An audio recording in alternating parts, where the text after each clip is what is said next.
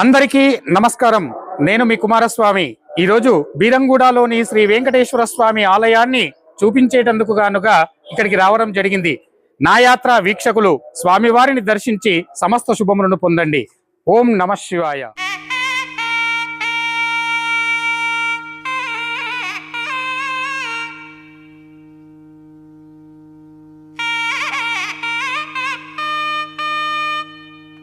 సర్వలోకాలకు శ్రేయస్సును ప్రసాదించే శ్రీమన్నారాయణుని దివ్యక్షేత్రాలలో ఒకటైన బీరంగూడ శ్రీ వెంకటేశ్వర స్వామి దేవాలయానికి అందరికీ స్వాగతం పలుకుతూ హైదరాబాద్ నగరానికి సమీపంలో ఉన్న ఈ పవిత్ర ఆలయం ఆనంద నిలయం అనే పేరుతో ప్రసిద్ధి చెందినది.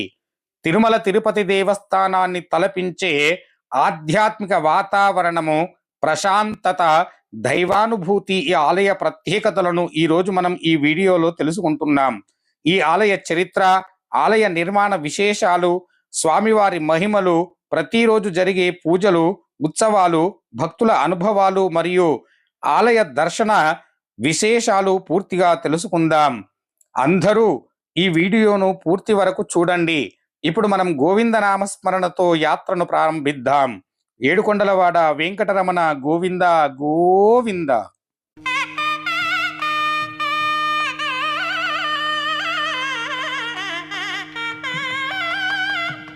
ప్రస్తుతం వేగంగా అభివృద్ధి చెందుతున్నటువంటి ప్రాంతాలలో పేరుగాంచినది బీరంగూడ. పూర్వకాలం ప్రశాంతమైన గ్రామీణ ప్రాంతంగా ఉండేది. చుట్టూ పచ్చని చెట్లు, వ్యవసాయ భూములు, చెరువులు ఉండేవి. ఆధ్యాత్మిక భావన కలిగిన ప్రజలు ఎక్కువగా నివసించేవారు. ఈ ప్రాంతంలో ఒక దివ్యమైనటువంటి క్షేత్రం శ్రీ భ్రమరాంబ మల్లికార్జున స్వామి క్షేత్రము ఉన్నది. ఈ ఆలయానికి విష్ణు ఆలయం ఉండాలనే స్థానికులు భక్తులు ఎన్నో సంవత్సరములుగా కోరుకున్నారని చెబుతారు. ఆ భక్తుల ఫలితంగానే ఇక్కడ శ్రీ వెంకటేశ్వర స్వామి ఆలయం నిర్మించబడినదని స్థానికులు విశ్వసిస్తారు.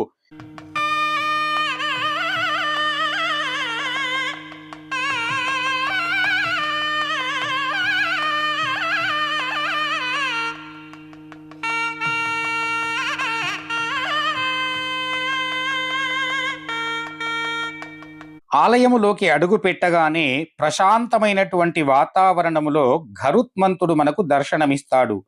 హిందూ పురాణాల ప్రకారంగా గరుత్మంతుడు విష్ణుమూర్తికి అత్యంత ప్రీతికరమైనటువంటి వాహనము మరియు భక్తుడు.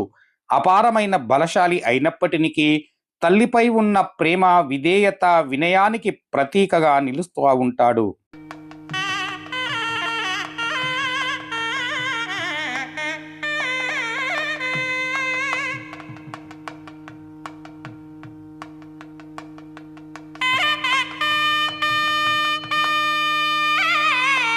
ఇక్కడికి వచ్చిన ప్రతి భక్తుడు తిరుమలను దర్శనం చేసుకున్నంత అనుభవం కలుగుతుందని అంటారు.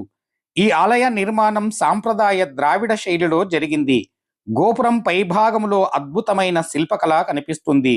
దేవతామూర్తులు, వైష్ణవ చిహ్నాలు, గరుడార్వారు ప్రతిమలు ఆలయ సౌందర్యాన్ని మరింత పెంచుతాయి. ఈ ఆలయ ప్రవేశ ద్వారం నుంచి భక్తులు ఒక దివ్యమైన ప్రశాంతత అనుభవం కలిగిస్తుంది. ఆలయములోకి అడుగుపెట్టగానే ఘంటానాదాలు, వేద మంత్రాలు, ధూపదీప నైవేద్య వాసనలు మనసును భక్తి రసములో ముంచెత్తుతాయి. ఈ ఆలయాన్ని ఆనంద నిలయం అని పిలవడానికి కారణం ఇక్కడ వచ్చే భక్తులు ఆధ్యాత్మిక ఆనందం కలుగుతుందని విశ్వాసం.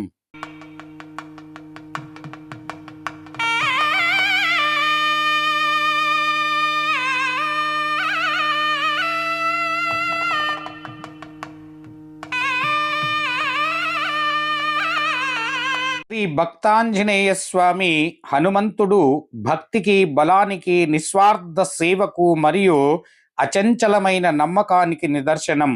ఆయనను పూజించడం వలన భయములు తొలగుతాయి, ధైర్యము, సుఖశాంతి లభిస్తాయని భక్తుల నమ్మకం.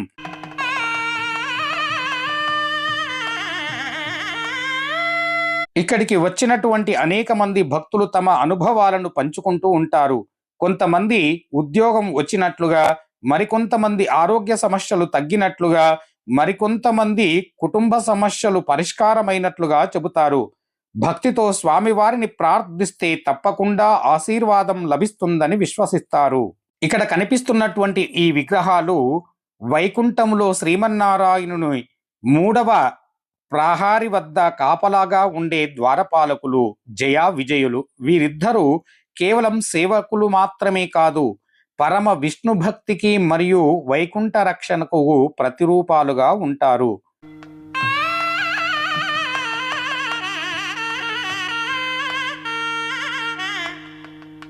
దివ్యమంగళాకారకుడైనటువంటి ఆ శ్రీనివాసుని యొక్క దర్శనం ఎంతో సంతోషంగా జరిగింది. ఈ ఆలయంలో వీడియోకు అనుమతి లేదు కావున మీకు నేను చూపించలేకపోయాను. ఆలయం వెలుపల ఒక చిత్రపటం ఉన్నది. స్వామివారి నిజ రూపము కూడా ఇలాగే ఉంటుంది.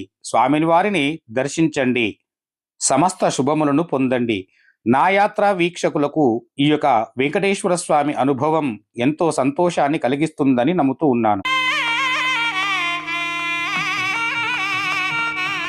ఈ ఆలయము గురించి కొన్ని విషయాలు పంతులు గారిని అడిగి తెలుసుకుందాం పదండి. అయ్యా నమస్కారం, నా పేరు కుమారస్వామి. నా యాత్ర అనే చిన్న యూట్యూబ్ ఛానల్ ద్వారా ఈ యొక్క ఆలయం విశేషమైనటువంటి అలంకరణతో ఉన్నది కాబట్టి బీరంగూడలోని ఈ ఆలయాన్ని మన యొక్క వీక్షకులకు చూపించాలనే ఉద్దేశంతో ఈ ఆలయానికి రావడం జరిగింది. ఈ ఆలయ విశిష్టత, ఆలయ మహిమలను కాస్త వివరిస్తారని మనస్ఫూర్తిగా కోరుకుంటున్నాను. శ్రీ గురుభ్యో నమః. హరి ఓం. ఉదగ్రహస్థం ధృతశంఖచక్రం పీతాంబరం దృశతపాదపద్మం హస్తద్వయేనాశ్రితపారిజాతం శ్రీభూసమేతం భజ వెంకటేశం. ఓ నమో వెంకటేశాయ. బీరంగూడగుట్ట శ్రీ వెంకటేశ్వర స్వామి ఆనంద ఆలయంలో ప్రతిరోజు కూడా మన దేవాలయంలో ఉదయం సామూహిక సత్యవ్రతాలు జరుగుతూ ఉంటాయి మన దేవాలయంలో. అలాగే ప్రతిరోజు కూడా స్వామివారికి విశేష అర్చనా కార్యక్రమాలు, ఉదయం సుప్రభాత సేవ, తోమాల సేవ మరియు విశేషాల సేవలు జరుగుతూ ఉంటాయి స్వామివారికి. అలాగే మన దేవాలయంలో ప్రతి శ్రవణ నక్షత్రానికి కూడా స్వామివారికి విశేష పంచామృత స్నాపన జరుగుతుంది. అనంతరం కూడా స్వామివారికి అలంకరణ. వేలాది మంది భక్తులు కూడా ఆ రోజు స్వామివారిని దర్శనం చేసుకుంటారు. మరియు ఆ రోజు అన్నదాన కార్యక్రమం జరుగుతుంది. అలాగే మన దేవాలయాన్ని ముఖ్యంగా ఏ సంవత్సరంలో శంకుస్థాపన జరిగింది అనగానే ఈ దేవాలయాన్ని టిఎస్ అధ్యక్షులైనటువంటి ఆనందమోహన్ గారు 2000 సంవత్సరంలో దేవాలయానికి శంకుస్థాపన గావించారు. తదనంతరం కూడా 2006 సంవత్సరంలో స్వామివారి దేవాలయాన్ని ప్రతిష్ఠ గావించారు. ఆ రోజు నుంచి మన దేవాలయం దినదిన అభివృద్ధి జరుగుతూ ఉంటుంది. అలాగే మన దేవాలయం ముఖ్యంగా మాఘమాస పౌర్ణమి రోజు స్వామివారికి వార్షిక బ్రహ్మోత్సవాలు, త్రయాణిక దీక్షా కృతయుత అంటే స్వామివారికి ఆ రోజు 3 రోజులు కూడా బ్రహ్మోత్సవాలు అత్యంత మహావైభవపేతంగా జరుగుతాయి. అలాగే చతుర్దశి అంటే మాఘ చతుర్దశి రోజు స్వామివారి కళ్యాణ మహోత్సవం. అలాగే మాఘ పౌర్ణానికి స్వామివారికి చక్ర స్నానం జరుగుతుంది. అలాగే ముక్కోటి ఏకాదశి రోజు కూడా వేలాది మంది భక్తులు వచ్చి మన దేవాలయాన్ని సందర్శిస్తూ వారి యొక్క కోరికలన్నీ కూడా స్వామివారికి చెప్పుకుంటూ మనస వాచ కర్మణ కూడా స్వామివారి యొక్క అనుగ్రహాన్ని పొందుతూ ఉంటారు. ముఖ్యంగా మన దేవాలయంలో కార్తీక మాసం 4 రోజులు కూడా విశిష్టంగా సత్యనారాయణ స్వామివారికి ప్రతిరోజు కూడా సామూహిక సత్యవ్రతాలు జరుగుతాయన్నమాట. రోజు కూడా ఎక్కడెక్కడ నుంచో వచ్చి, ఎక్కడో దూర ప్రాంతాల నుంచి వచ్చే భక్తులు ప్రతిరోజు కూడా సామూహిక సత్యవ్రతాలు చేసుకుంటే ఆ సత్యనారాయణ స్వామి యొక్క అనుగ్రహాన్ని పొందుతూ ఉంటారు భక్తులందరూ కూడా. మనకి ముఖ్యంగా కార్తీక మాసంలో దగ్గర 4 రోజులు కూడా కలిపి 1500 వ్రతాల దాకా జరుగుతాయి. అందరూ కూడా చాలా ఆనందంగా వచ్చి స్వామివారి యొక్క అనుగ్రహాన్ని పొంది వెళతారు. స్వామివారికి సమీపంలో పద్మావతి అమ్మవారు కరుణామయిగా దర్శనమిస్తారు. అమ్మవారిని దర్శించుకుంటే కుటుంబములో శాంతి, సౌభాగ్యం కలుగుతాయని విశ్వసిస్తారు. మహిళలు ప్రత్యేకంగా శుక్రవారం రోజున అమ్మవారిని కుంకుమార్చన చేస్తారు. పువ్వులతో అలంకరణ అమ్మవారి రూపంలో ఎంతో దివ్యంగా ఉంటుంది.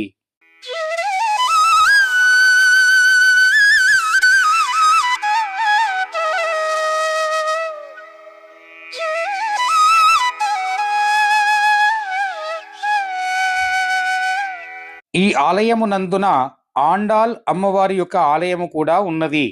గోదాదేవి భక్తికి, ఆత్మార్పణకు ప్రతీక.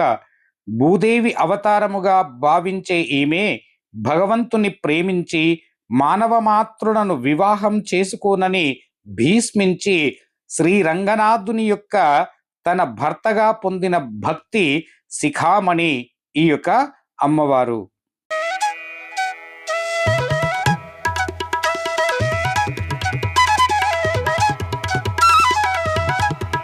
ఈ ఆలయములో విశేషమైనటువంటిది షోడశభుజ గణాధిపతి. ఈ యొక్క 16 చేతులతో వినాయకుడి యొక్క దర్శనం అత్యంత శక్తివంతమైనది, అరుదైనది మరియు దివ్యమైన రూపాలలో ఒకటి. హిందూ సాంప్రదాయాలలో వినాయకుడికి 32 రూపాలలో గణపతిని పూజిస్తాము అని పురాణాలు చెబుతున్నాయి.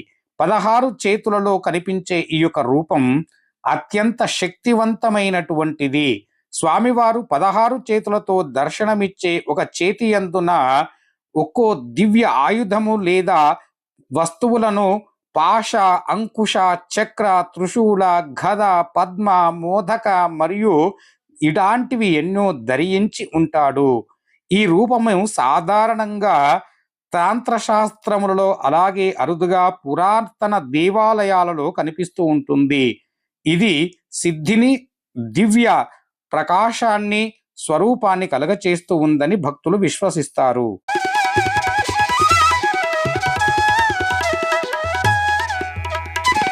ప్రతిరోజు ఉదయం సుప్రభాత సేవతో ఆలయం కార్యక్రమాలు ప్రారంభమవుతాయి.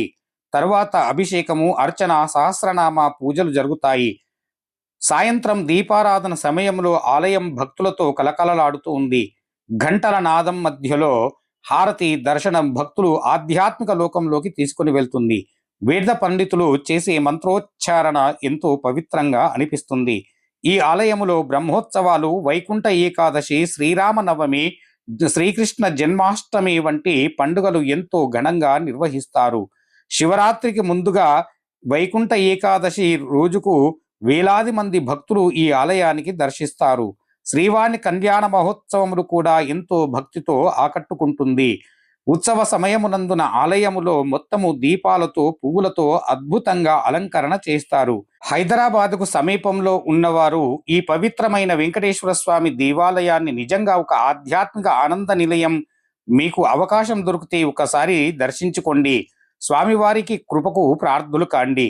వీడియో నచ్చినట్లయితే ఒక లైక్ చేయండి, షేర్ చేయండి, సబ్స్క్రైబ్ చేసుకోండి. ఇలాంటి వీడియోలను మీకోసమై ఇంకా ఎన్నో చూపిస్తూ ఉంటాను. ఈ ఆలయం నందున గోశాల కూడా ఉన్నది.